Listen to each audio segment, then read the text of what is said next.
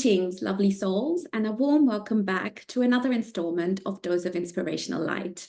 I'm your host, Shika. We're truly honored to have, as you'll see on my screen, a very exceptional guest, a spiritual mentor whose path has stretched over 4 decades. Amazing. Touching hearts across continents. And I'm a testament to the fact that Eric has touched many hearts because he just visited Australia. So allow me to introduce Eric Larest, the esteemed national coordinator of Brahma Kumaris in Canada. He's a seasoned voyager, a dedicated instructor of meditation. Eric's career has seen him serve with the Canadian Broadcasting Corporation as both a journalist and a producer, bringing stories from every corner of the globe. I can't wait to hear some of those stories as well. Today, we'll explore how he seamlessly integrated his meditation practice into the bustling corporate life, maintaining serenity and balance. Eric embarked on his spiritual quest more than 40 years ago when he was just 21. Let's delve into the origins of this remarkable journey. So, bonjour, Eric. Bonjour, Shika. Thank you for inviting me. Lovely. Thanks for the introduction. No, thank you.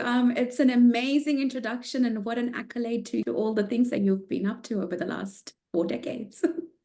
I was very happy to visit Australia. It was an amazing trip, and so glad we connected and made in such a way that we could follow up our conversation now in public.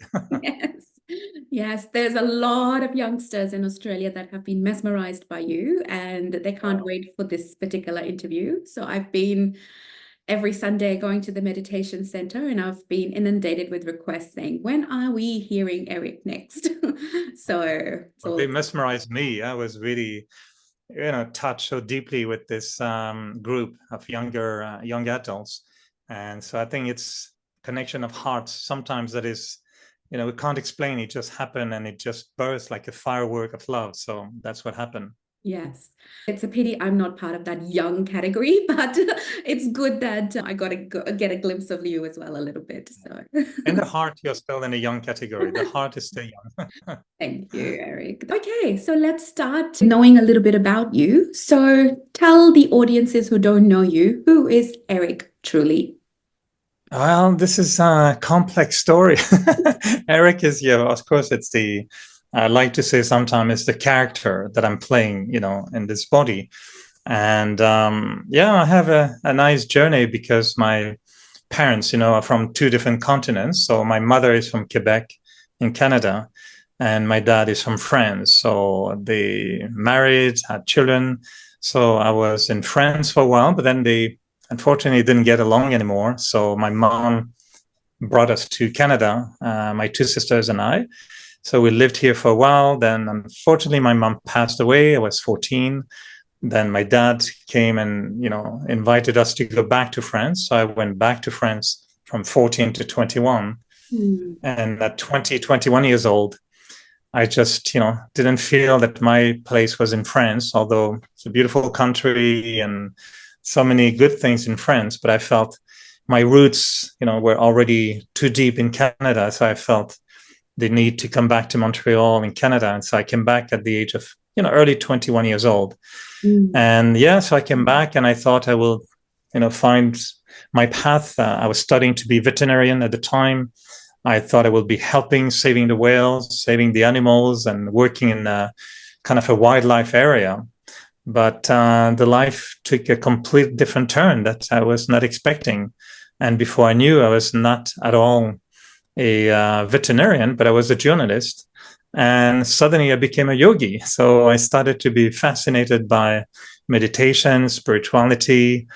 And so 40 years later, here I am, just enjoying life in its multiple facets, of life, and my professional life, my spiritual life. It's always been a happy marriage, I think, from the beginning. So, and now I'm just early retired. So I just retired I think I can offer, in different ways, And I was happy to work almost for 40 years with CBC as a journalist, producer, as I mentioned. So I think I've done a lot of different, play different roles, try different things in Canadian Broadcasting Corporation. And I found, yes, that was the time for me to enjoy my youth still. So I'm a tennis fan. I play tennis as many times a week I can. I'm still taking tennis lessons, and I try to be, happy physically, but also mentally, spiritually, in different levels. So that's how I would summarize my life in Wow, what a summary that is, Eric. Let's uncover those things that you've just mentioned. So which part of France were you born in? Let's start with the basics. I was born in the part of France where you see behind me, it's actually a lighthouse. I don't know if we see clearly, but it's the bottom of the lighthouse. Okay. And there's a huge wave smashing against the lighthouse. And actually what you see, I think here, is a little man opening the door of the lighthouse, and he just opened the door and then the water came, so he closed the door quickly. So that lighthouse is about an hour away from where I was born. Okay. So I was born in Brittany, which is northwest part of France. It's a beautiful part of France, a little bit colder than the others, so less tourist and more quiet. But I was raised by the ocean, so for me the water was very, very important. And then I realized that the lighthouse became my spiritual symbol. And so water was an important part, but the lighthouse became it's a funny picture I bought at IKEA, I think 30 years ago. And it's been with me all the time in all the offices I worked. And now that I'm retired, I brought it home. Yeah. But everybody knows me with the lighthouse behind. So it's my logo for keeping stable in the storm. When there's a storm, if you want your light to shine, you need to have a strong base in order to keep the lighthouse standing. Otherwise, the boats are going to crash somewhere. But I was born in Brittany. I love that part of France, which is very different, very powerful mentalities, very quiet. And the closeness to the ocean is unique because it's very wild. In the winter, it's windy, it's raining, it's cold, and it's wild. The water is really into you. It's like southern France is completely different. Côte d'Azur, Mediterranean Sea is a very different mentality. People enjoy summer all day long, all year long. Britain is different, very, very different. But I love it. It's beautiful. Yes, beautiful. That's a very beautiful story. We don't see the picture so clearly, but I'll show the audience in the middle when you... Yeah, I'll send you the original picture. Send you the original, yes, for sure. That's awesome. Okay, and your mum is from Canada, so she's Canadian, right? Yeah. Well, I'm from a very particular family in Canada because my mom is the sister of a very well-known classical music composer. And my uncle, so the brother of my mother, was called the Canadian Mozart. He was a genius. So at the age of 4, he started playing piano, and he started composing at the age of 5. Wow. And his father, which was then my grandfather, was also a very, very avant-garde and very contemporary composer of classical music, but very modern music. And my uncle was more into romantic classical music, like Rachmaninoff, Ravel, these kind of composers. And so my mother lived in a young age in the shadow of a genius. So they were touring the world. They had big apartments in New York, in Paris, played in the big theaters until the war. And when the Second World War happened, then it killed the career of my uncle. So then after that, he went into alcoholism, dark times. But it was needed for the movie, because to make a movie, you need good days and bad days. So it made an excellent movie. There are, feature films made on him, documentaries, books. So it was a very interesting character in Canada. So my mom was really searching for her own journey through that kind of strange family. My grandmother when her son passed away, when my uncle passed away. He passed away at a young age. My mom passed away. She was very young as well. So there was a little bit of drama in the family. So my Canadian side is a little bit, it's like the storm around the lighthouse. And on my father's side, my father was an oyster farmer. So he was raising oysters in Brittany, which is a very lucrative business in Brittany, in France. And yeah, he just lived until almost 90 years old in France. So I was back and forth, regularly between France. So I have my heart is French, but my hands are in the soil, in the earth of Quebec. So I'm working in both continents all the time. I feel at home in both places. I love Canada, but I love France as well. Right. I'm French speaking. My original mother tongue is French. Yes. And my French is most French from France. So I have a French accent from France, but I learned English in Western Canada. Yeah. That's why my English is the way it is. It's good English. Wow, that's another amazing chapter to that life. So if somebody has to look up your uncle's featured films or anything about him, who is he and how? Yeah, I try to look after his estate. I mean, it's classical music. You earn about $20 a year in author rights. It's not like a lucrative business, but the heritage, I think, the cultural heritage for Canada is important. So yes, I managed to look after his manuscripts. You can even see a little bit in the back of the apartment. I have a few furniture pieces that are very specially designed for musical score. I have beautiful manuscript walled, put on the wall. And he left behind a beautiful music. His music is incredibly powerful and very romantic, very big orchestra, very strong. And always it moved me, when just before I became a little bit more spiritual, I felt that that part of my life was in a way a little bit dark. The way my uncle died earlier, how he was not recognized before he died. His music sometimes is a little bit, my grandfather's music is very dark sometimes, beautiful, but a little bit sad. So I was a little bit lost in, the mysteries of life. And, but it was beautiful. So I was happy to try my best to have his music known. And now it's still, classical music is, of course, not like, the Beatles or the other groups that became well known afterwards, but it's a beautiful part of the heritage, I think, that Canadians should be proud of, because you don't have too many classical composers of that caliber in the history of Canada. Yeah. So we're very, very proud of his legacy, I would say. Yeah. What's his name? André Mathieu. André Mathieu. And your granddad? Mathieu, I would say in English. And your granddad was? So my granddad is Rodolphe. I don't know how you even Rodolphe in English. Rodolphe? Rodolphe Mathieu. Rodolphe Mathieu, yeah.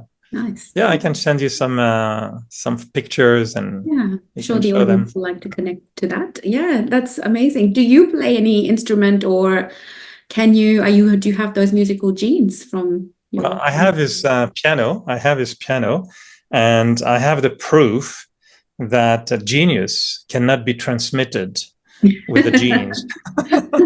Because I used to, sometimes I used to wake up in the night. I did that a few times when I was very young, because my grandmother wanted me so badly to be a genius like my uncle, but I wasn't. I took piano lessons and I could play, and I would wake up sometimes in the night and I would put my hands on the piano and I close my eyes and I will invoke the genius and I will try. And it was just a bad sound that will wake up everybody in the apartment and say, Eric, it's 2 a.m. What are you doing? Why are you playing piano? I said, I don't know. I thought maybe the genius will come in the middle of the night and will play. But it didn't work that way. And I never became a good player anyway. No, that was, unfortunately, I love the music. I mean, I've been a music fan my whole life, classical music. I love it. But yeah, unfortunately, I don't have that particular talent. I play piano, but only when I'm alone and nobody can hear what I'm playing, because I'm just improvising things to meditate with, and I love the sound of it. But I have his piano, and I put it actually in the meditation center. Ah, nice. So when we have guests who know to play properly, then they can use it. Right, yeah, to do it justice and Yeah. to his legacy. Oh, beautiful. What about your mom, Eric? What was she doing something before, or like? Well, she was also, looking for her journey, but she was, singing in a few opera. She had a beautiful voice. She tried dancing, painting. We have a few, not right here, but I have a painting of her. Yeah. But her life was different. She had 5 children, so she, paid attention to the children, 2 different marriages. Okay. She wasn't very happy in her life. So I witnessed my mom, not being good in her last few years. Mm-hmm. And unfortunately, she died, in a young age, in, unpleasant circumstances. So she didn't have the life I think she wanted. My uncle neither, my grandmother neither. So many of my family had a it's really just like a movie script, when I want to see, there's a movie made on the life of my uncle. And it is so bizarre, to be in a theater and see on a big screen, people on the screen thinking, well, this is my uncle, but this is my mom. This is the role of my mom being played. Oh, this is my grandmother. And I knew my mom and my grandmother, of course, very well. Yes. But to see well-known actors in Quebec playing the role of my mom and my grandmother is very, very strange. So I guess to have good movies, you need drama. And to have drama, you need happiness and sorrow. So unfortunately, there was a lot of little drama in my life. And that's why when I was 20, 21 years old, I really wanted to know, who am I really? What am I looking for? What is it in me? Who am I? There was a big confusion because I was, my grandmother wanted me to be my uncle. My dad wanted me to be a successful, veterinarian or lawyer or doctor. Some others were influencing me to be more artist and, poet and lunatic a little bit. I didn't know who I was going to be. Yeah. So when I came to Canada, I felt, let me be away from everyone. Yes. And try to figure out myself, what do I want to do in my life, who I want to be. Yes. And that's when my, whole other life started, basically. Yeah. If I could ask, sorry, it's a bit painful maybe, but how did your mom pass away? Like, what was the... No, she was like my uncle. They both had an issue with alcohol. So I think there was really abuse of alcohol, neglecting her own health. And I think at the time, actually, she was not supposed to die. Today, I believe that maybe there was a medical mistake from the hospitals, because it was 1996. It was just the eve of the Montreal Summer Olympics. And just before the Olympics, to bring people, the government's attention, many people go on strike. So the government get upset just before everybody of the world comes to Montreal. So the nurses went on strike and they sent my mom home.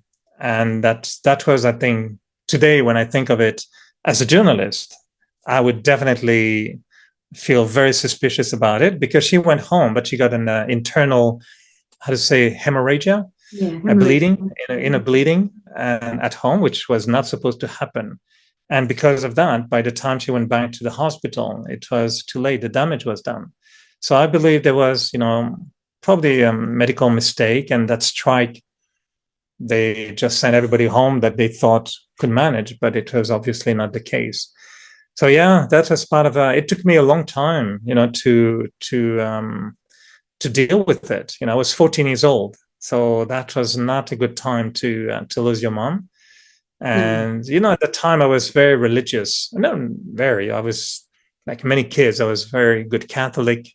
I used to love Jesus, and, I used to be, my favorite movie, and it still is actually, is in Easter time. I love to see the film on the life of Jesus.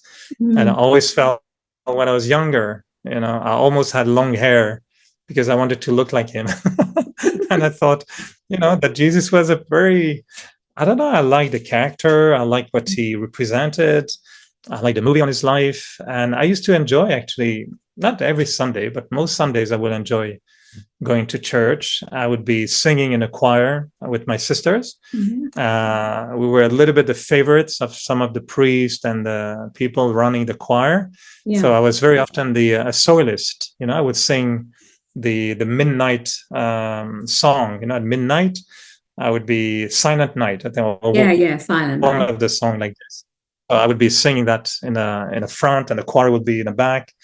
And I used to be friend with a lot of priests. I had very good experiences with priests. It was very good people, and I think I was lucky in that way. And every night, I would do my little rosary. I would read passages of the Bible. Well, they had a convincing way for you to do it. They would tell me, if you don't do your prayer before you go to bed, and if you don't do your rosary, you may never wake up.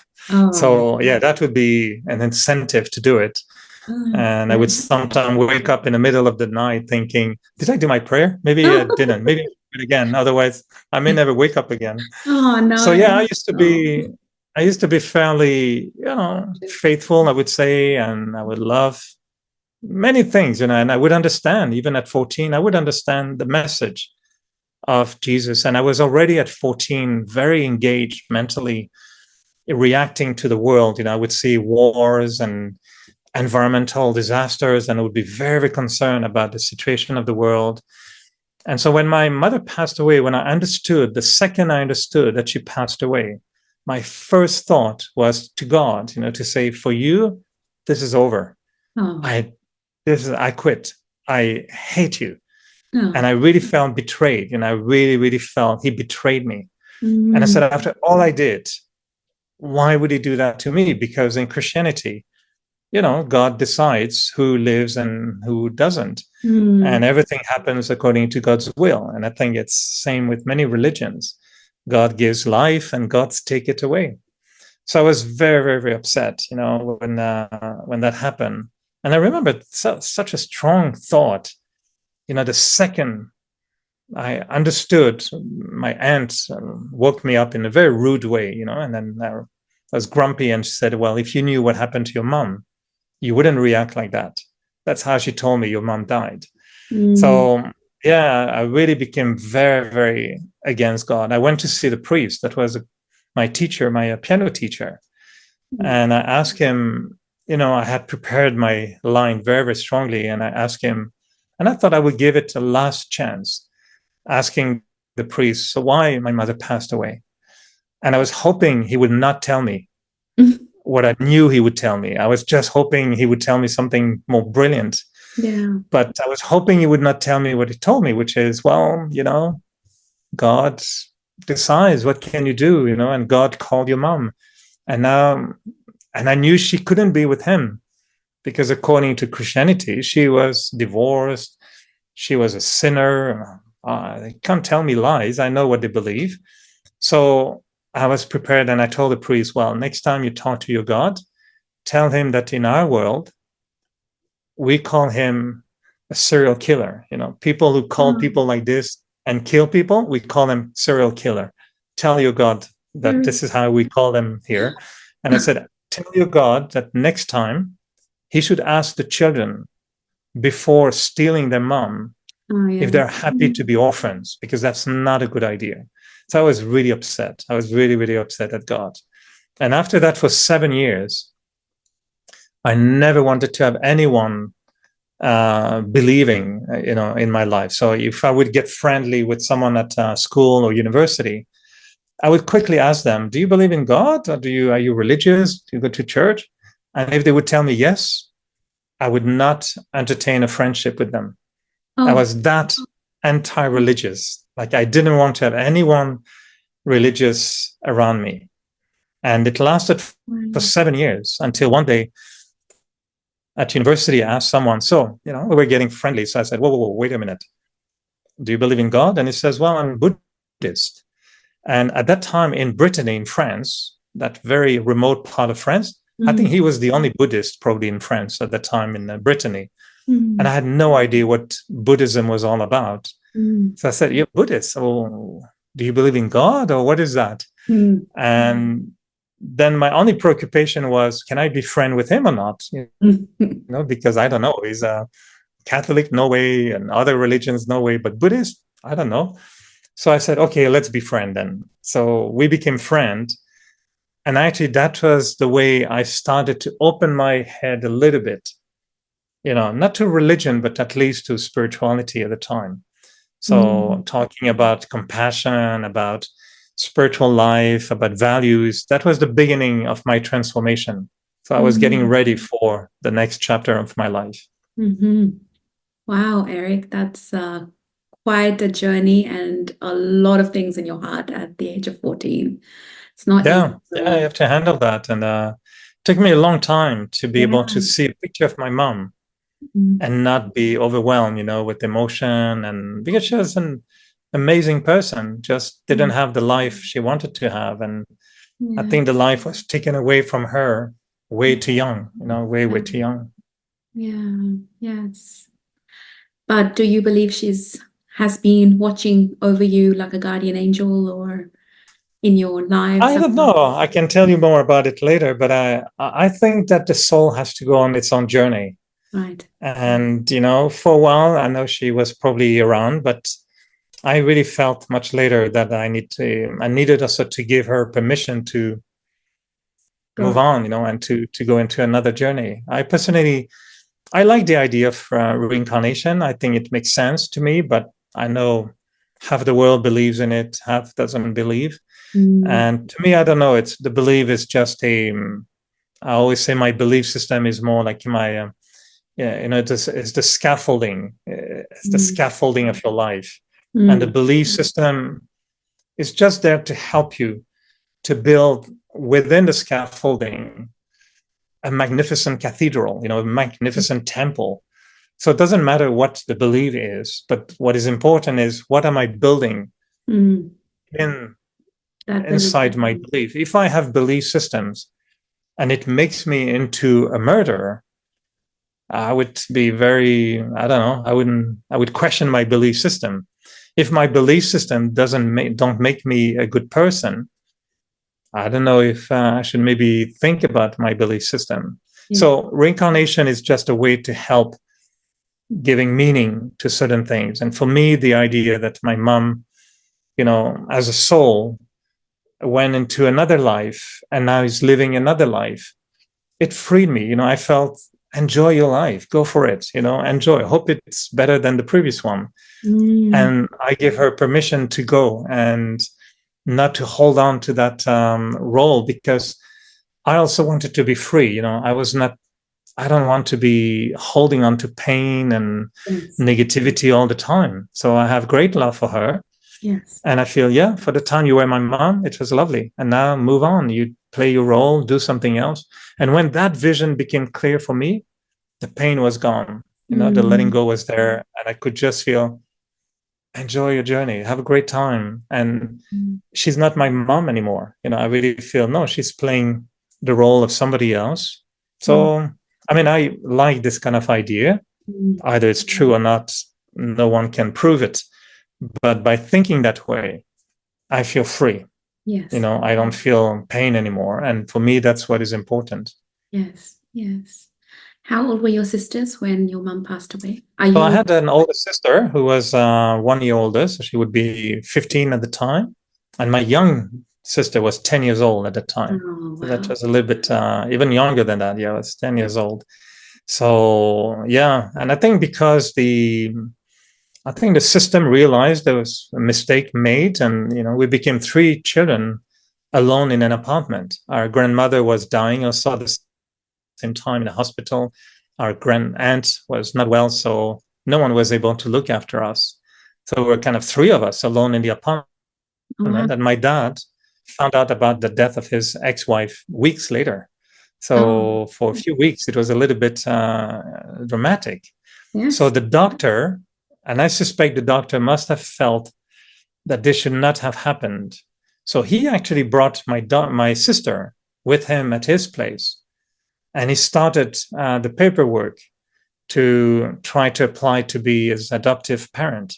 Oh, wow. So that was that kind of situation where he felt he couldn't leave a 10-year-old young girl like this without any support, just sending her back in an apartment with no adults. Yes. That was a bit strange. So when my dad came, I remember we went to the doctor's house to get my sister back. And it was fine. The doctor was, she is still in relationship with him today. He's a great guy. I mean, he's very, very old, but it's fantastic what he was thinking of doing, just to give a proper life to my sister. But it was pretty dramatic, So when we went back, what about you and your older sister? I mean, how did you manage for those weeks, like staying alone? Well, I was angry at God.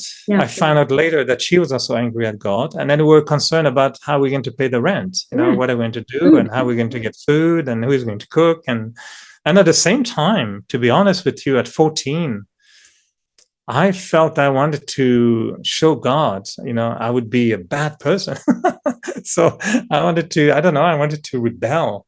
But it was summer, so we were not at school. There was no school. Okay. And I was just hanging out with friends, and we were lost a little bit, we were a little bit lost and wondering what we're going to do. So friends of the family came, but we didn't want to see them. And then one day I came back to my apartment, and my dad was in the apartment. And so, wow, that was a shock. I was not expecting to see him because he didn't get along. My mom and him had a dramatic divorce. So we were told he was the monster, he was the demon. So we were told, tell your dad you hate him, you don't want to see him again. So for us, it was gone. And so when I saw him in the apartment, I was like shocked, thinking, wow, my dad is here. And the first thing I did was to go quickly and change and put a beautiful dress. I don't know why I did that, but just to look very official, like a man, in front of my dad at the age of 14. Yeah, you were trying to. But he was nice. He was very, very nice. He didn't force anything. He just asked us, if you want, you can come back to France with me, or if you prefer to stay here, you'll be by yourself with your grand aunt, which is 76 years old and not good and not able to look after you. So he said, no, we'll go back. We'll go back with you. And I don't want to be cooking. Yeah, wow. And then, of course, your little sister came along with you guys too. Yeah. So then we went back, and it was a big change. I never really readjusted very well to France. So even as soon as I went back to France at 14, I knew I wanted to come back to Canada at some point. Yeah. Life, fantastic life. Yeah, a dramatic start that you've had, and sorry about your mum, and sorry for that loss that you went through. No, it's okay. It's part of my philosophy today is I really enjoy it. That's why I became, I think, quite spiritual, is I enjoy a perspective of it when I see this whole life as being a big theater. Yeah. Not that it's not important or it's not real. Yeah. But to de-dramatize the whole life, because it's just a journey. Yeah. And we're coming here and we have to leave anyway one day. Yeah. So I think we became so unreal in being so attached to things that happen in our life that we lost the perspective that this is an all-inclusive. I came here as a big package deal. And it's like, when you go to these all-inclusive areas, you go into a hotel and you have everything. It's all a big package. You don't have to go anywhere. So I think we got the deal. We're somewhere floating in space, and they say, oh, there's a nice package on planet Earth. Do you want to try? It's all inclusive. You get everything, parents, children, swimming pool, job, everything. It's all inclusive. We'll give you the package. And I feel we come on Earth, and then we start playing the game and we forget. It's just a game. And then when we leave, it's terrible. I have to leave. I'm so sad. Yeah, we get attached. But then we leave. And then we say, oh, that is just life is a journey. That's what we say, but we don't live it as a journey. We get attached to it. So I've learned, for me, I look at the life I went through. And when I was younger, it was dramatic. But today, I look at it as a film and I think, it's an incredible film, but it made me as I am today. And I would never be who I am today if it was not for that particular journey. Not that it is the best journey I wish to anyone, but it made me who I am. And we understand that nothing happens in life for no reason. So everything happens as a consequence of what happened before. So everything is connected. What can we do? Just go for the ride, enjoy the ride, and appreciate that life is a journey that needs to be appreciated and really enjoyed. And because before we know, it will be over, and we say, "Oh, already? That's it." And then even 100 years will pass by like a minute. So, but that is the philosophy I acquired later on. When I was 14, I was not thinking that way at all. So I'm glad I found something afterwards that allowed me to change my perspective on life. So 7 years later, you met a friend who was a Buddhist. And then you kind of started opening up your heart into potentially there might be some other version of religion, God, something else. How did your journey from there evolve to you becoming a yogi? Well, I became just more, I don't know, curious, So I remember there was a teaching called Ekankar or Ekism. And I remember reading about it and starting to change all my thing in the kitchen. They had a way to define healthy food, less healthy food, or food you shouldn't consume at certain times. So I put labels everywhere in my kitchen. I started reading spiritual books. My intention was actually much motivated by laziness. So I was looking at books for fantastic faculties of the brain. How can I look at a book for 1 minute and that's it? I've learned everything. I was hoping I could find a technique like this so I would not have to study so much, because veterinarian school is very, very tough. It's not an easy one. So I was studying, but I was lazy. So I wanted to find shortcuts. And I thought maybe books about mental power, occult energy. I would record my lessons on a little audio tape. And they say, if you play that sound or that recording with the Baroque music, 4 tempo by 4, during the night you play that, in the morning you will know everything. Well, I failed an exam because of that. It didn't work at all. But I used to be attracted by this kind of thing, and I would be open-minded about all kind of things. I would listen at the time in the evening with my sister, who would play old records of whales songs, the song of the whales, where they do this strange sound. And then we'll be listening all that. Oh, wow, it's so beautiful, so beautiful. So a little bit space there, I was getting a little bit, space in that sense.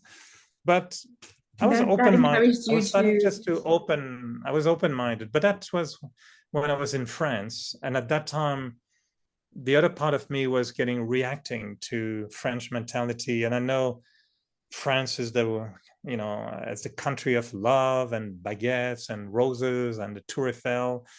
It's true. I mean, France is a beautiful, romantic, but not that much really, actually. It's just in the movies, because it's a tough place. And, French people tend to believe they are the navel of the world. And, it's an old culture, and it's a lot in the head, and it's very cerebral, very intellectual. It used to annoy me tremendously. French mentality was a big, big problem for me. And I had a big ego too. So I was reacting to a lot of things. And I was missing the Canadian spirit. The Canadian spirit to me was more easygoing, huge space. You have space and you don't have to look a certain way. We don't care how people look. In France, you have to dress a certain way. You have to look a certain way. And if you don't wear the proper thing, people will put you into boxes. And I didn't like that. I was not comfortable, and I was drawn to go back to Canada anyway. So at that time I left France. I was 20, I just turned 21, or I was between 20, maybe I left at 20 and I turned 21 in Canada. And when I arrived in Canada, then I felt, okay, let me really create a new life.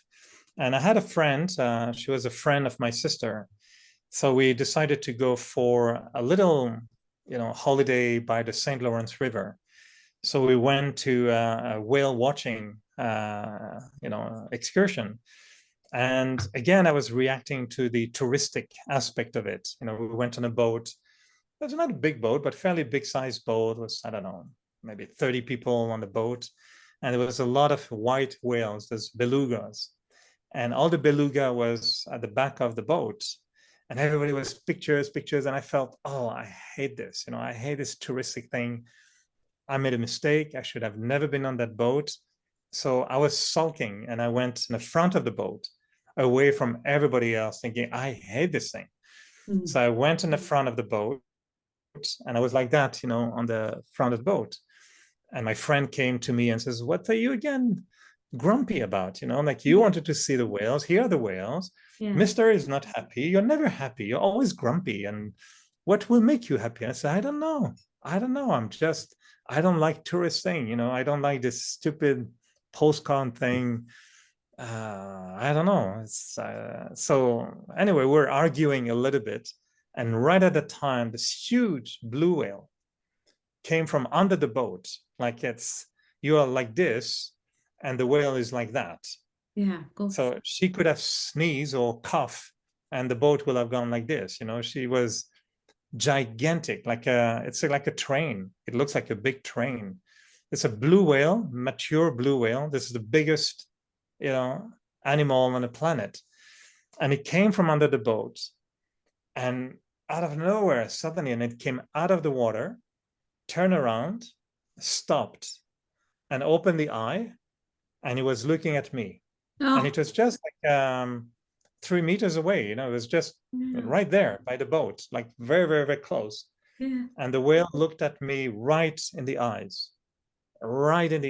No, and I don't know, I just felt like at that time, and I didn't smoke anything or drink anything. I was morning time, was fine. All spirit was there. And at that time, I knew that the people were on the back of the boat, and I knew they didn't see the whale because they were filming on the other side. Yeah. And I felt as if the world stopped.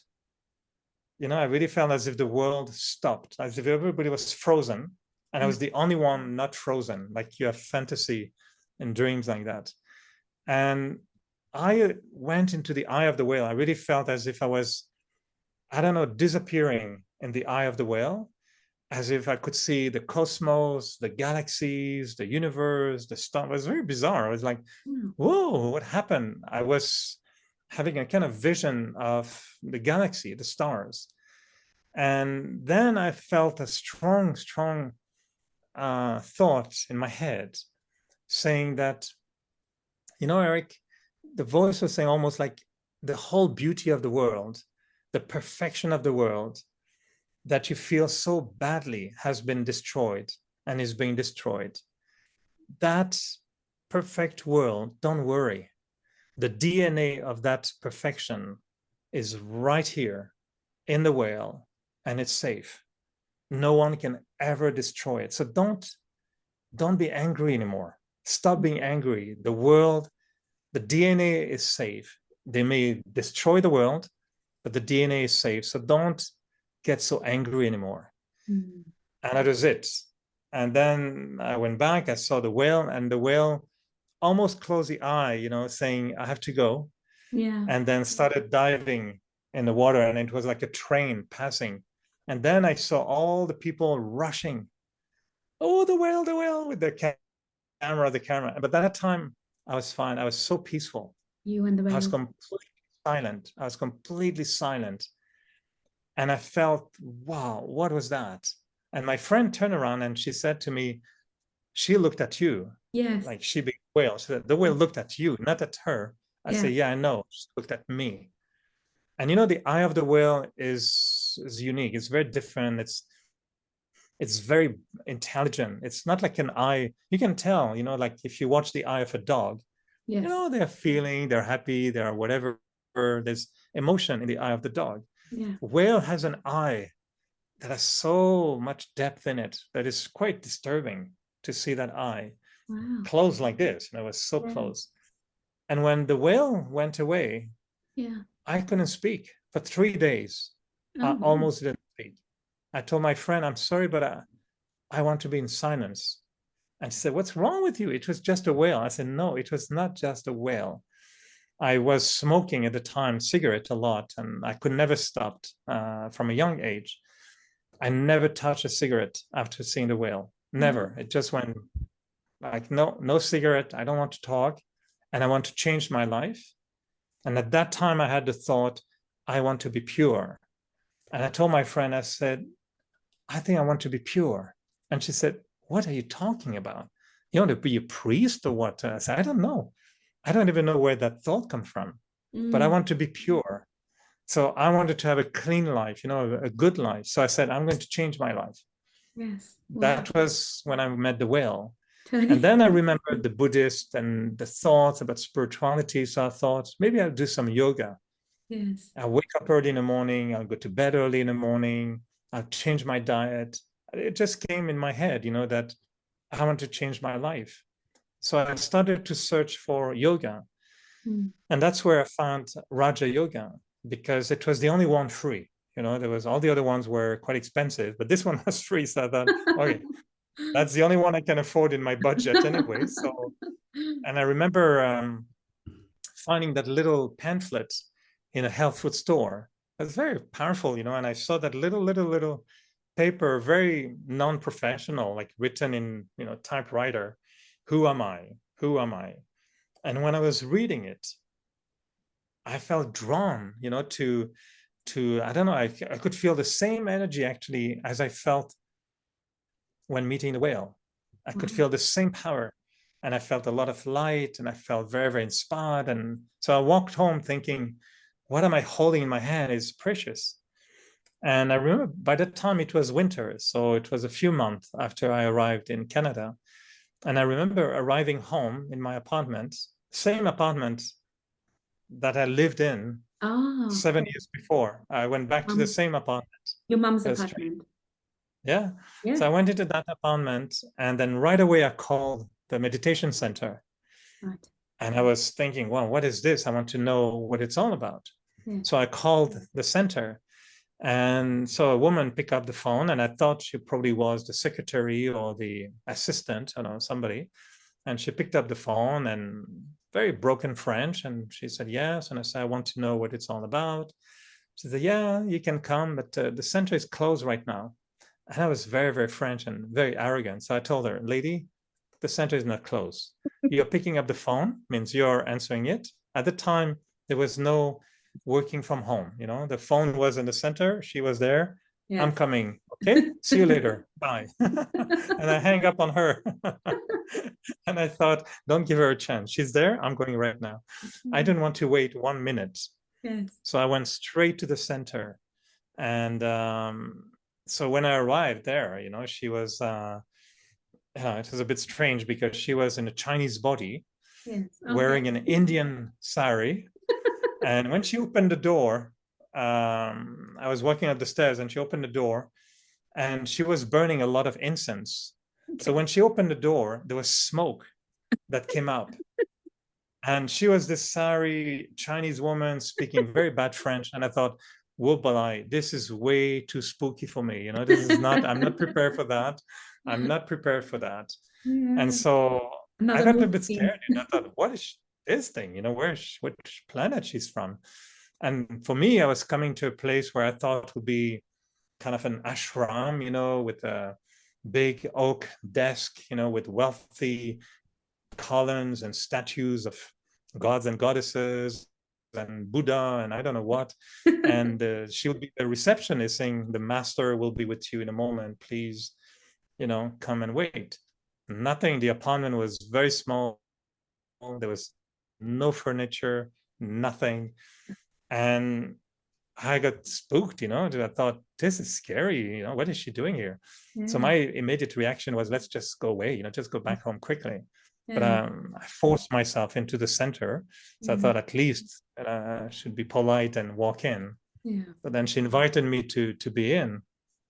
I didn't speak English at the time, but just some basics, I guess. So when she told me in English, please have a seat. Well, I said, I'm sorry, but there's no seat because there was no chair. It was just a carpet. And I said, I didn't know the expression in English. I thought she meant like take a seat. And I said, well, there's no seat. How do you want me to take one? There's Yeah. no seat to be taken. And she said, no, here we sit on the floor. And I told her really like this. I said, hey, do you see how am I dressed? And I was very, very French. But I remember I was wearing Italian pants at the time that were very, very expensive. And I was wearing fancy clothes at the time. So I remember a white shirt, silk kind of shirt, open like this, with gold chain and half a liter of cologne from France and rings and everything, and long curly hair, 21 years old. And my pants were black with stripes, Italian, extremely expensive. And I told, hey, lady, I don't sit on the floor. I don't know about you, but I don't sit on the floor. I'm raised in a French family. We don't sit on the floor. This is not a French thing. We don't do that. And I said, not with this pair of pants, for sure. I'm going to put my pants on the floor. This is not right. But there was no other way.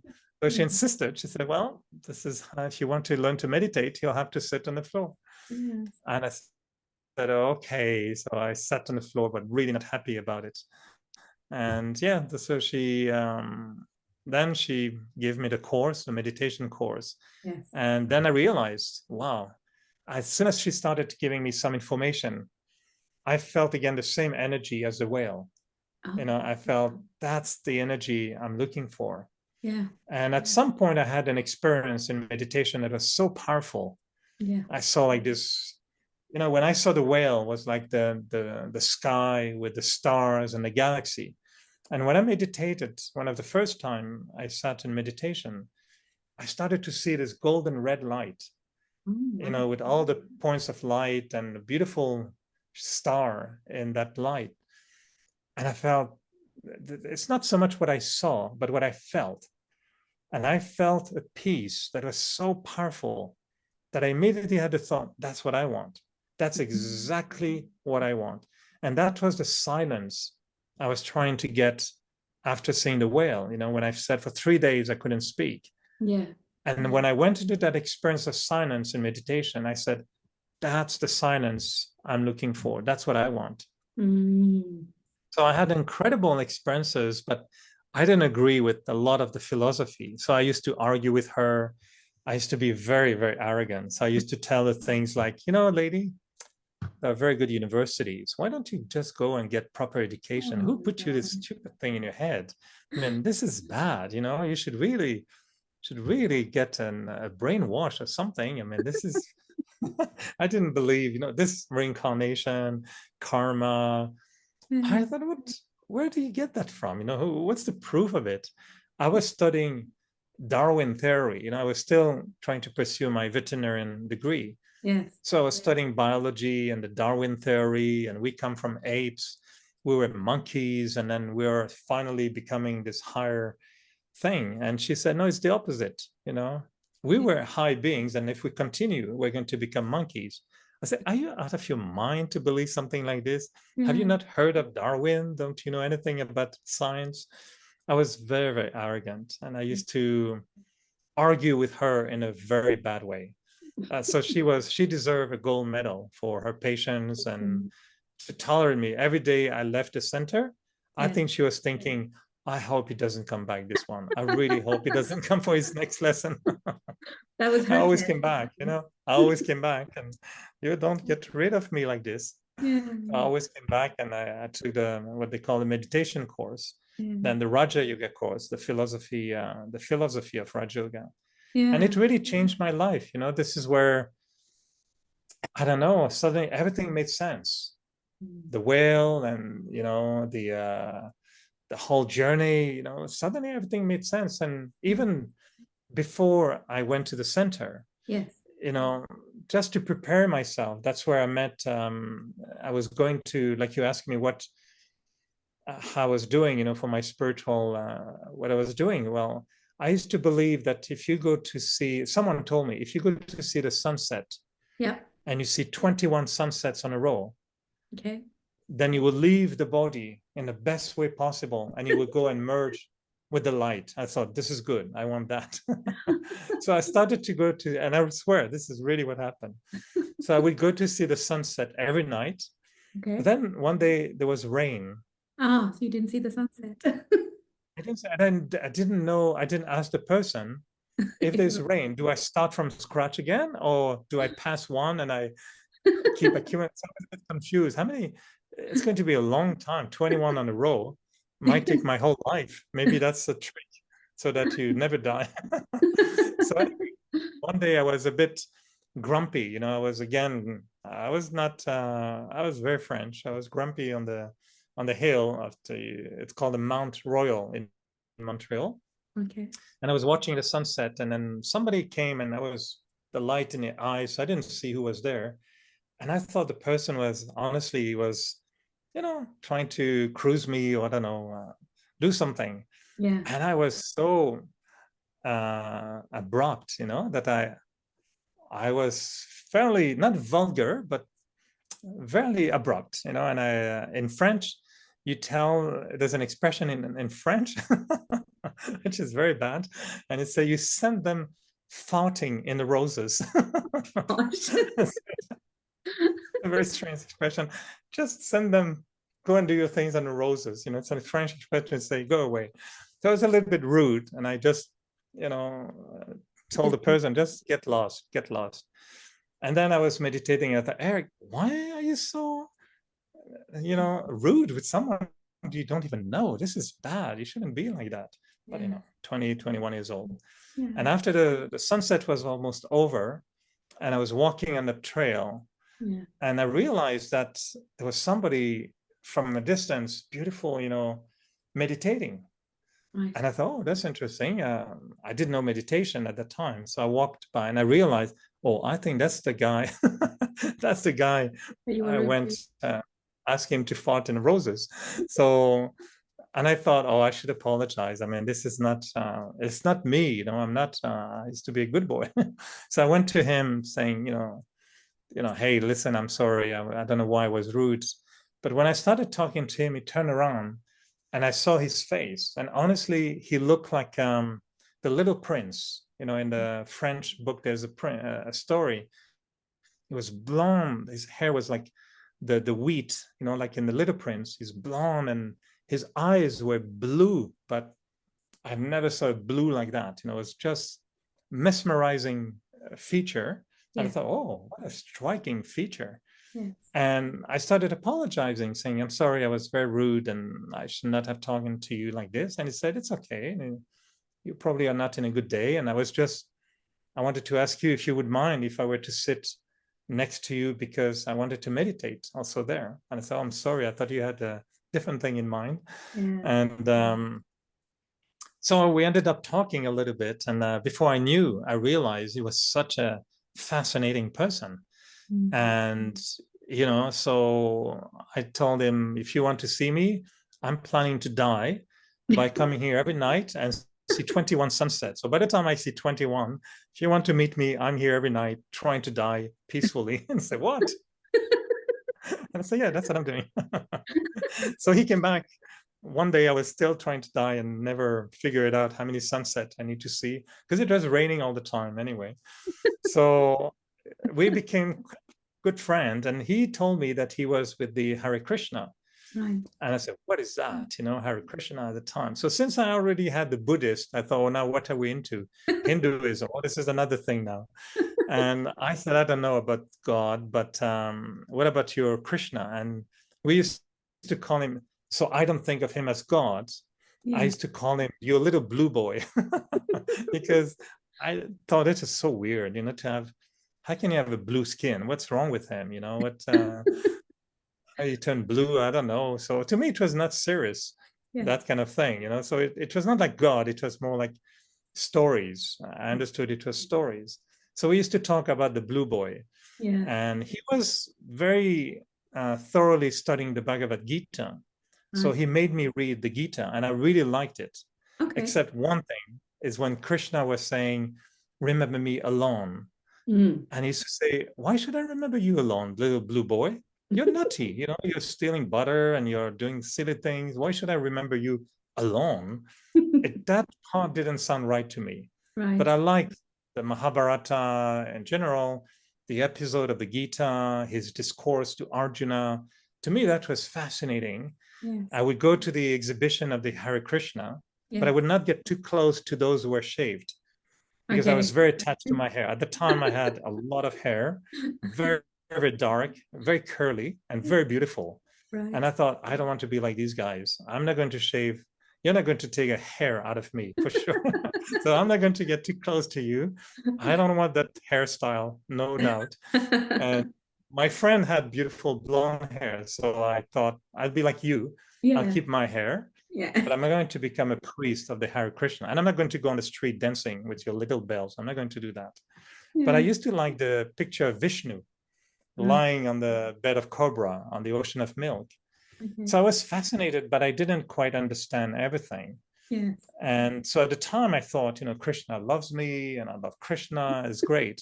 And that's when I went to see the yoga pamphlet. That's when I went to the meditation center. Yes. And then I realized, okay, the little blue boy, maybe another time, but now I'm going to focus on something else. Did you find out why he was blue? Did you find out why he was blue? Yeah, I figure out. That's why I have a blue shirt now, What was the reason? Do you want to share? Or well, I mean, it's a deep philosophy in there's the Hindu explanation and there's the other form of explanation as well. But basically it's to show what they call him Shyam Sundar, the beautiful and the not so beautiful, like the dark one. Let's say instead of saying ugly, I prefer the light skin and the dark skin, which means that everyone has different sides. You have your sun side and your moon side. And so one side is pure and the other side, they say he got bitten by a snake and that's why he turned blue. But we say it's not the snake of the animals. It's the snake of the soul gets affected by the defects, the vices of the soul. And that's why the soul loses its shyness, its brightness, its perfection. Very interesting. That's really funny, Eric. So basically you went from loving Jesus to the extent that you wanted to grow your hair like him to hating him for obvious reasons. And then, meeting somebody where you started exploring the concept of Hare Krishna.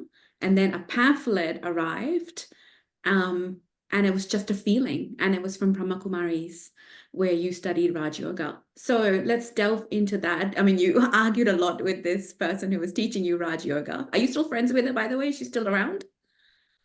I've lost touch with her. She has gone into a completely different, she went to live in India for many years. Okay. So that at the time, it was before WhatsApp and Messenger.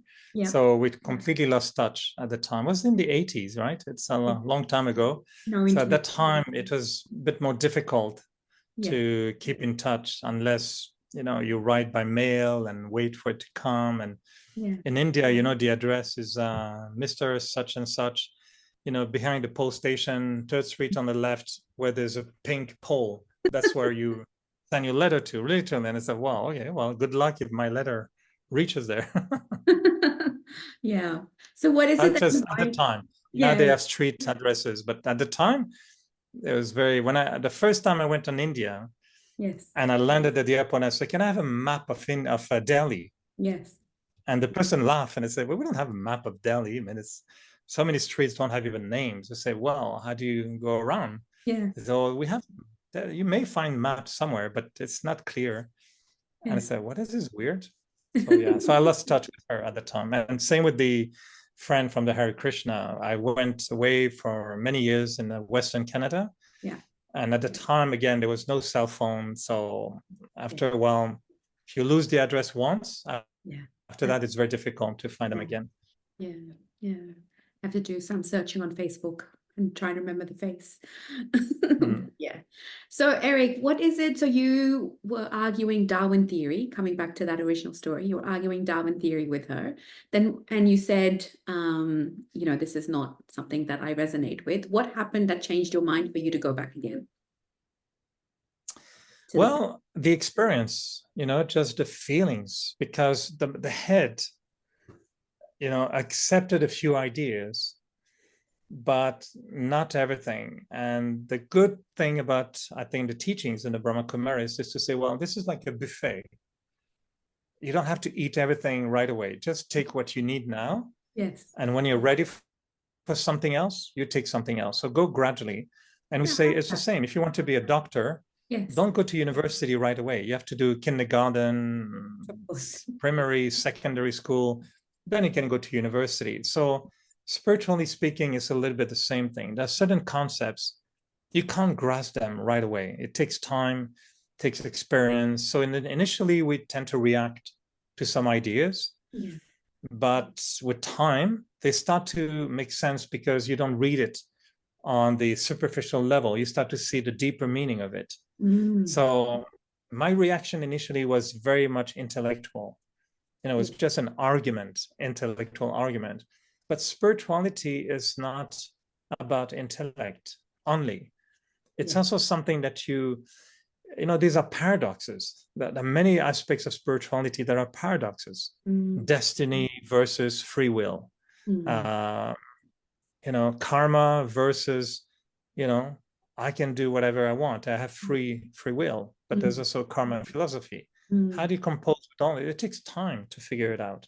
Yes. But what helped me, what kept me going was initially the experiences.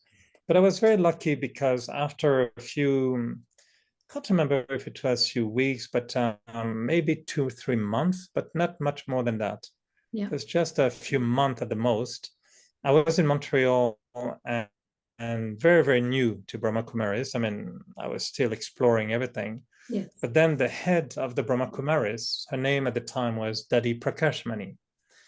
And we were told she would come and visit Montreal, although we were just a few of us. And at the time, I didn't realize what it means to be 60 or 70 years old and travel around the world and go one night here, one night here, one night here, one night here. But the big head of the organization in New York felt that it would be nice if she can come to Montreal, do a public program so people get to know what the teachings are all about. So we were told she comes to Montreal. I said, lovely. And so one day I was at the center and, it was like waiting for a big master coming to the center. So I was sitting patiently and then we're waiting. And, in the philosophy, we were told that when people are so pure, yes, even their body smells good, like what they say in Golden Age, the Sat Yuga in Hinduism, they talk about Sat Yuga, the time of gods and goddesses, everybody smells like a flower. So I heard that kind of thing. And I was a bit naive. And so when she walked in the room, yes, and she passed by me, I was sitting like this, and she passed from behind and walked towards the front of the room. yes. And I smelled roses. Okay. And I thought, you see, she's so pure. Her body smells like natural roses. Well, later on, they told me, Eric, no, they put rose water on the body. So I didn't know about rose water at the time. So I thought she was so pure that her body was smelling naturally roses. And I said, no, not really. But then she went in the front, she turned around, and as soon as she sat on the chair in the front and looked at us, to me was an instant, love at the first sight. Yes. No, I was 21, but she was at the time, she would have been 60 some years old. But I knew this is what I want to be. If they have a male version, it would be better for me, but I want to be that. Male version will be excellent, but if not, okay, I'll be the female version. But as soon as I saw her, before she spoke, before she said anything, I saw her and I thought, this is exactly what I want to be. Because she was an extraordinary lady, an extraordinary person, an embodiment of love and care and wisdom. And she was everything. For me, she was like, wow, how can we become like that? This is what I want to be in my life. She was really representing all the qualities of a human being that you feel attracted to. The humility, the kindness, this humor, I don't know, she was a perfect, at the time, I was mesmerized by her. And I felt, wow, what am I doing here? Am I being brainwashed, or is it a spell, or what happens to me? Why am I so attracted to a person like her? But I really, really felt what an incredible soul. Mm. Then I went to India. I wanted to see the headquarters in India, thinking, well, is it real? Is it fake? Is she living in a big palace with 20 servants giving her gold and cognac and whiskey all day long? And, with what kind of life is she having over there? Well, there was no cognac over there, I can tell you. And there was no servant either. And so when I went to India and I saw how she lived, Yes. I thought she lived the way she speaks, and what she preaches, she lives it exactly. Yeah. And this to me was my main inspiration. Dadi Prakash Mani was an incredible mentor. And because of her, every time I felt a little bit doubting or discouraged or weak or feeling like giving up, very often I would think of her and say, no, I have to make more effort. I have to keep going. I really had the trust in someone like her. Yeah, she was incredible. That's When she passed beautiful. away, I almost felt, I don't know if I will continue, if she's not around, Yeah. who is going to be with me? But then by the time there was a whole world community, I had so many friends. I saw so many other seniors like her. She was not the only one. There was so many, Yeah. so beautiful. So yeah, it's really what kept me going for many, many years. Yeah. I did a 3-part episode with the director of Brahma Kumaris in Australia, Charlie. Right. And in the first episode, I asked him, because he's traveled the world and he's met Dalai Lama to, I don't know, the United Nations secretary and so many other very personable people. And I asked him, who does he think is the best leader that he's met so far? And he actually went into a story where he was in a United Nations New York conference where that same question that I was asking him, he asked the United Nations secretary at the time. And both him and Charlie's response was very clear that it was Dadi Prakash Mani, which to me was very profound because, you don't hear about, I mean, as a newcomer, I don't hear about her. I mean, I'm finding out now about her, but I would think that he would be saying Nelson Mandela or Dalai Lama or somebody else, but here it was this amazing person, Dadi Prakash Mani. And Dadi, for those who are listening, means grandma in Hindi. So it's just amazing that your answer is very similar to Charlie's answer and also the United Yeah. Nations New York. But she literally, what happened in 1969, the founder of the Brahma Kumaris, Prajapita Brahma, left the body. Yes. So when he left at the time, he was holding her hand, and we heard that story so many times that there was a feeling of more as a current, who went through his arm and to her, and he really passed on something to her. There was something that came to her which was bigger than whatever she was at the time. Yes. But her charisma, her style, her as a being was the only one who could take this organization from where it was and lift it up to a world organization. When Brahma Baba, the founder of the organization, left the body in 1969, Brahma Kumaris was a fairly small organization in India only. And after that, it became an international organization. And Dadi Prakash Mani was really the one who held the vision, of the whole family worldwide. She traveled everywhere in the world. Everybody will come from all over the world, be with her. And we would feel the inspiration from her, that she was, if you're in a boat going to cross an ocean for a long time, you want to make sure the captain knows what he's doing. Yes. And if you trust the captain, you feel safe when the boat is shaking and the sea is a little bit shaking. You look at the captain and say, you know what you're doing, right? We're okay. She was the kind, it could shake as much as, possible. Yes. We didn't mind. It was looking at her meant my life can be shaking, but if I stay close to her, you'll be fine. I'm going to be okay. Things will be fine. And she had the art. I have so many moments I spent with her that melted my heart, and simple things, but she would be she would have that art of, I don't know, I think it's like mesmer. I don't know. In French, there's an expression which is like she puts you in a dream kind of thing. You feel like charmed. She casts a charm on you. In French, we have an expression like that. Yeah, She yeah. charms you in such a way that you feel, oh, I don't know. I In remember going in the English, morning. yeah, in English we say bewitches. Bewitches you, Yeah, with the yeah. of a spell. Without the witch part of it, but it's Yeah, it's just like but in a that. good way. I used to see her in her bedroom in the morning, Yeah, early in the morning, because she was getting ready for morning class. yeah. And a few of us will always be jamming at the door, waiting, she can say good morning to us. I was very often one of the only male going. Most were women, women will feel more comfortable. And sometimes it was, oh, Eric, it's only for women. And I said, Daddy, she'll say, Eric, come. And I would go in her room and she'll be combing her hair. Yeah. She had long gray hair, white hair at the end. She was so natural. She would be fixing a sari, putting a sari, and she would tell a story like a grandma, combing her hair. And she was so beautiful. Then she would give us a little sweet. She will tell us something very lovely. And then we'll go to class with her, it'd be, I don't know, it's like power of the grandmother, most amazing grandmother we can think of, but a spiritual leader. Yes. Not just a grandmother, but she had this authority. Yes. At the end of her life, I remember one day she walked in this auditorium.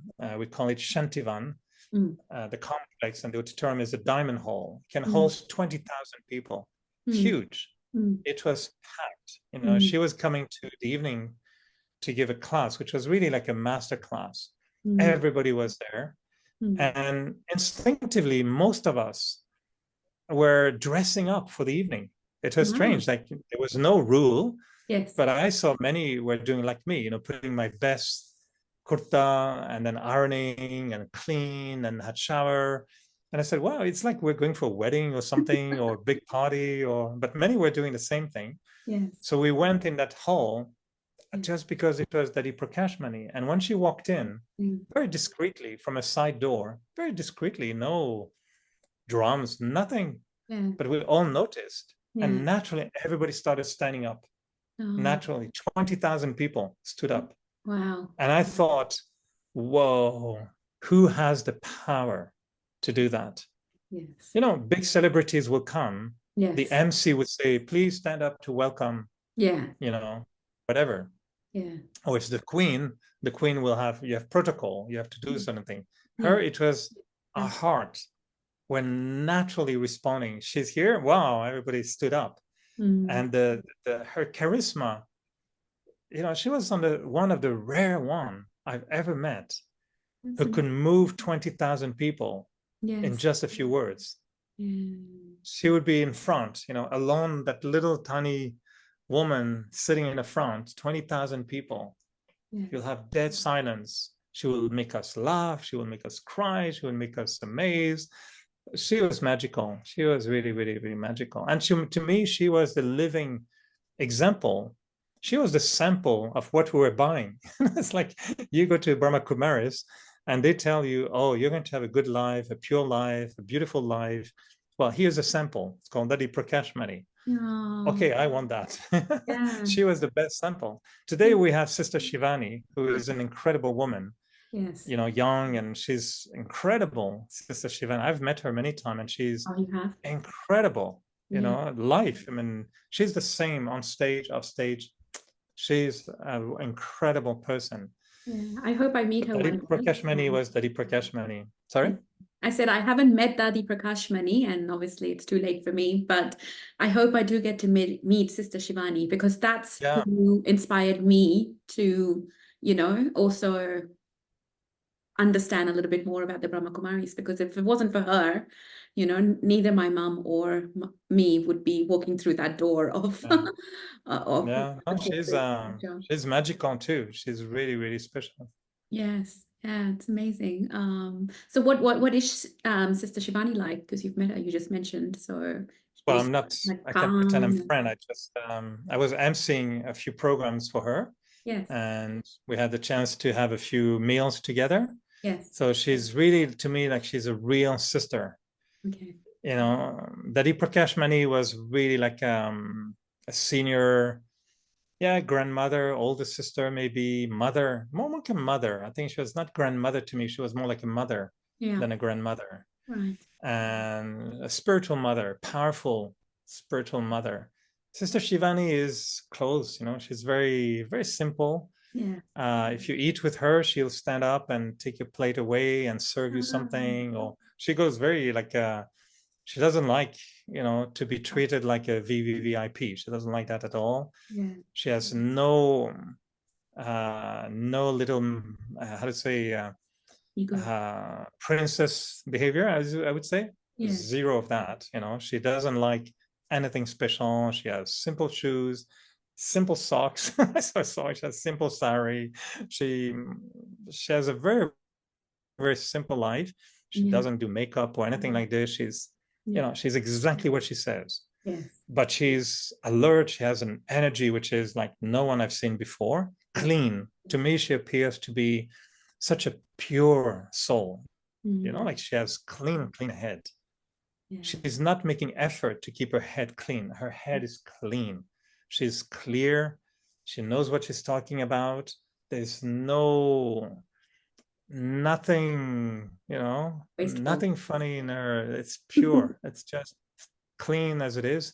Yeah, to me, she'll be like pure water. Sister Shivani, to me, she'll be like the source, a spring water, you know, water from the source. Yeah. Fresh. You cannot more fresh than that. That's it. You cannot more fresh than that.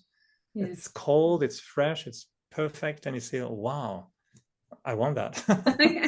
She's nice. She's really, really, really nice. And she's so brilliant. You know, when she meets the public, she knows how to speak to the public.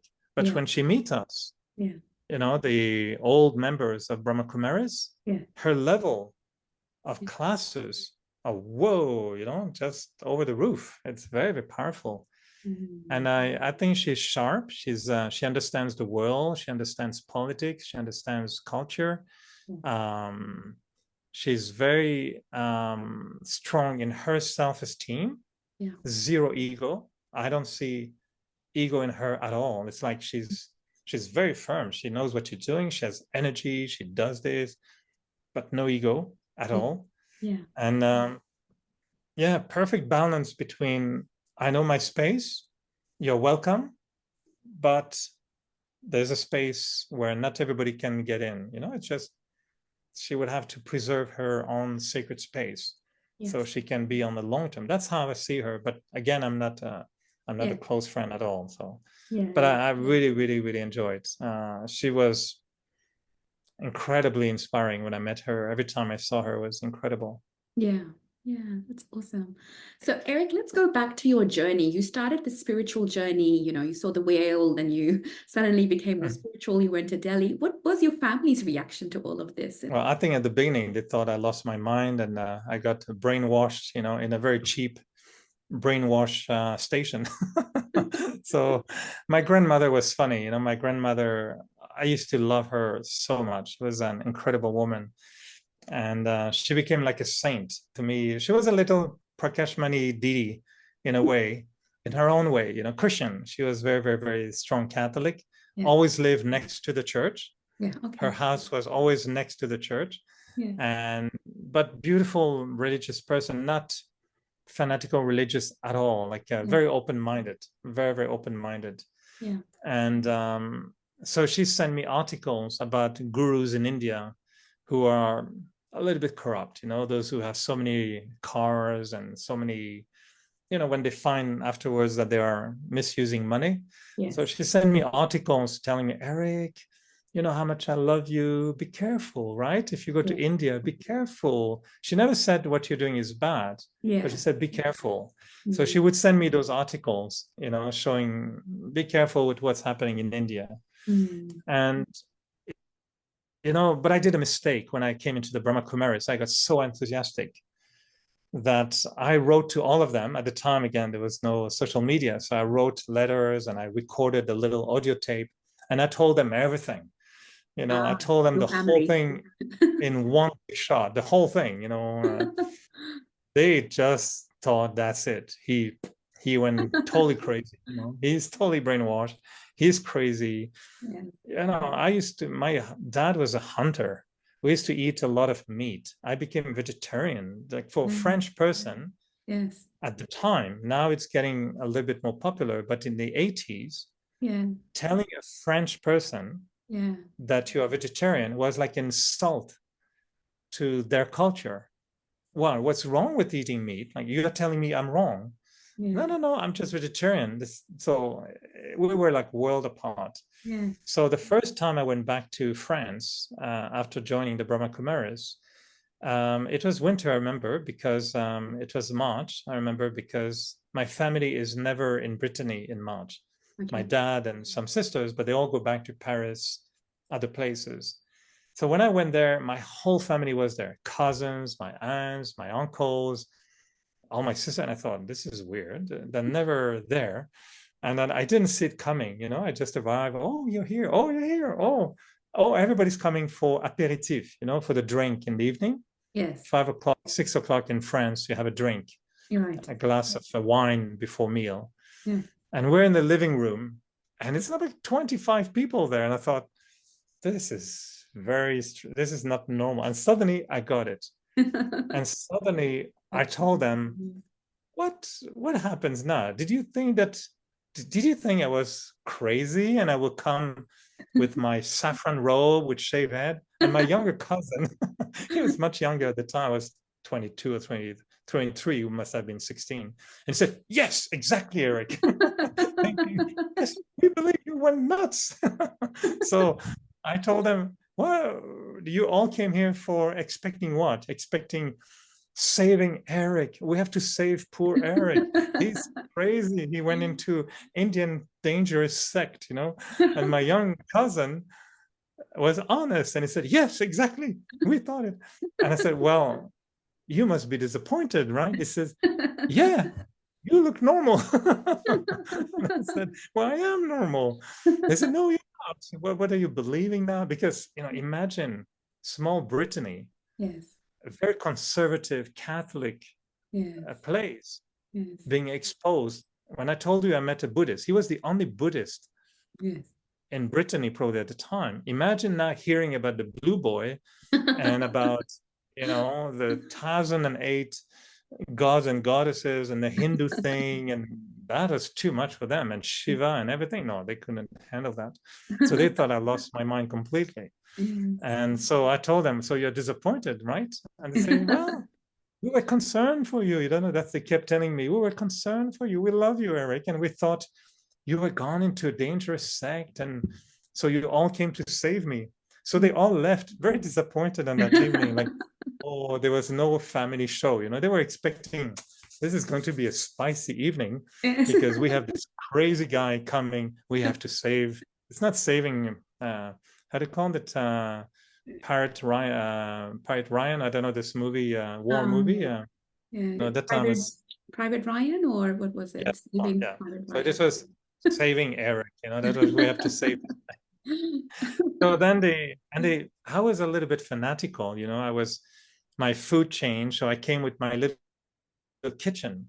I had a suitcase with my pots and pans, my Indian spice, fresh ginger, everything, because my food I couldn't eat the French food anymore. It's only meat. The only thing they eat is meat.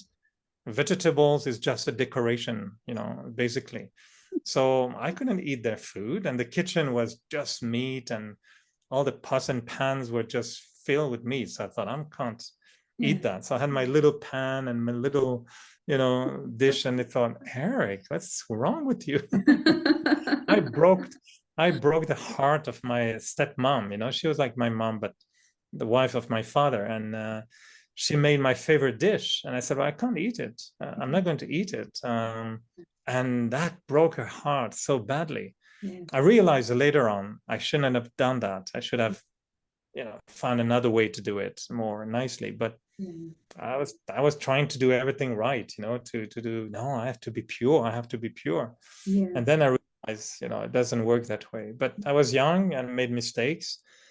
So they were concerned. And after a few years, they said they tried to understand, but it was not their thing, it was not their cup of tea. And they took time, but I think with time, they started to respect what I'm doing. My dad became actually very proud of me. Oh, And later on in life, they kept realizing that what was important was how much I was changing yes. and how much I was happy and making others happy. And I was becoming the wise of the family a little bit in a way, or one of them at least. Yes. And so my nephew started to be interested in, having an uncle, very spiritual. Yeah. And now sometime if I have a little bit of my old habits coming back, Yeah. French arrogant attitude, they say, Eric, stay with the Brahma Kumaris. Don't go away. Keep going. You're doing well. Don't leave them. Don't leave them. Don't come back the way you were before. So Yeah. one day one of my oldest sister, Yes. she took it hard because we were very, very, very, very close, very, very close. And yes, when I became a yogi, I became a little bit distant. I was living in Western Canada. I wasn't calling so much. I was in Canada, I was far away. So she thought that was also because of Brahma Kumaris, which was also just distances, we're in two different countries. Yes. So she told me many times that she felt the Brahma Kumaris stole her brother. And I was already thinking, wow, this is not good. This is not good advertising for Brahma Kumaris. And she kept saying, I feel like Brahma Kumaris took my brother away. And I said, no, I didn't do that. Maybe I didn't do it the right way, but they didn't steal your brother. I mean, we've preached to stay in the family and to live in the family. Absolutely. So many, many years later, Yes. I wrote to one of my other sister and I said, because by that time, we're talking 30 years later, and I told them, you told me one day you thought Brahma Kumaris stole your brother. I hope now you understand. They didn't steal him. They just borrowed him to fix him so that they can return him to you in a much better shape than he was before. And I hope you see that now. And now they said, yeah, of course, because I'm very, very close to my sisters. I love them tremendously. So yes, I'm not in France. I can't talk to them all the time. Yes. But whenever I see them, it's like fusion, we're glued together for whatever time we spend together. It's they are the souls I love the most on earth. They will be the closest one to my heart. Was that Brahma Kumaris was, and I know many people feel that way because they feel threatened. Yeah. If you tell your husband, I'm going to have a different lifestyle, he's going to panic. This is natural. And it takes time for people to realize, to respect that life is a journey. Yes. And if somebody decides to take back his life, to reshape the life more aligned with what actually was told to us by religion. Yes. Well, people have to respect that. Religion told us powerful things, but we rejected everything as if we don't have to do it. Yeah. The Bhagavad Gita says very, very clearly, you should not have attachment, you have pure food, you should be contemplating on God all the time. We know that, but nobody does it. No. For 1 or 2 hours in a temple or in a church or in a mosque, people, hello, hello, hello, hello, do all the thing. Then you go out of church and you yell at your wife or your children, and you become angry in your car going home because you're late for the baseball game or the football game. All right. So now one day somebody says, I think I'm going to do exactly what religion has been telling us to do for a long time, but we didn't know how to do it. But I'm going to do it properly. So when we were told you have to love one another, I'm going to do it. Well, how do you do that? How do you become a loving person towards everyone? How do you become non-judgmental? How do you become peaceful no matter what? How do you become caring no matter who? Well, good luck. This is not a simple thing. No. So anyone who wants to transform their life and take their life into their own hands and say, I'm going to become not a god or a goddess, not a saint, but I'm going to become a very beautiful being, expressing exactly what we have been taught in religion or in spirituality. And we should tell our husbands and wives and mothers and sisters, you'll be the first beneficiary, but give me time. Yes. You know, it's like if you were to, for me, that was my reaction when I became spiritual. I mean, Yes. strange way of speaking, but when I really made a choice Yes. at that age, 21 years old, saying, okay, that's it. Mm. I'm going to change my life. I'm going to change my diet. I'm going to change my relationships. I'm going to change everything. Yeah. It's exactly as if I was here in this apartment, Yeah. one day deciding, that's it. I'm going to renovate my apartment and I'm going to change it completely. Well, what do? You put a sign outside saying construction going on. Sorry, no room for rent and no space available for friends. Sorry, I'm under massive renovation. I can't do it the way I used to do it before. So for me, when I came into Brahma Kumaris, I really felt there was a time during which I needed to do serious work on myself. Yeah. I knew I was not fit to be happy in a relationship. Yeah. I had too much desires, too much expectations. Yeah. I didn't know who I was, and life was too big of a mystery for me. Yeah. I needed a massive renovation. So yes, in the beginning, people felt Eric's life is a mess. I said, no, I'm just renovating. Yeah, when you're under renovation, it looks messy. Yes. But give me time. Just give me time. Mm. And my sisters, I think, and my dad, you know, they saw in the beginning, yeah, it took time. It took me a few years. But after a few years, they started to see, oh, this is very nice. How did you do that? I said, well, 3 years of renovation. That's 3 years of renovation. And now this living room, it's still under renovation and it's been 30 years. Yeah. I'm still renovating it. So my life to me has become recreating a temple, you know, to the image that I think God will want me to create a temple in my life. Mm-hmm. But it's a serious enterprise, you know. It's not like going to the shopping mall and getting a nice little popsicle. It just it's not like that. It's a big work. It's a lot of work, but it's a passionate work. It's a fascinating work because it's giving back the meaning of life. And for me, I've done it whilst working. It's not that I was on a mountain somewhere floating in space thinking about angels and blue boys, you know. It was more about I'm going to work every day and I'm going to a newsroom. And it's not like going to a spa where you can relax and hear the little birds singing. No, I'm going to war every day on a newsroom, producing stories that are dealing with the most ugly side of human beings. So yeah, I had to find my own truth, you know, in an area that was not easy. And I think my sisters saw that, not that they would want to do the same thing for themselves, but I think at least now they respect what I do and they appreciate that for me, it worked fine. You know, for me, it made me, I think, a good person in life and a happy person at least. Yeah, let's delve into that a little bit more. Eric,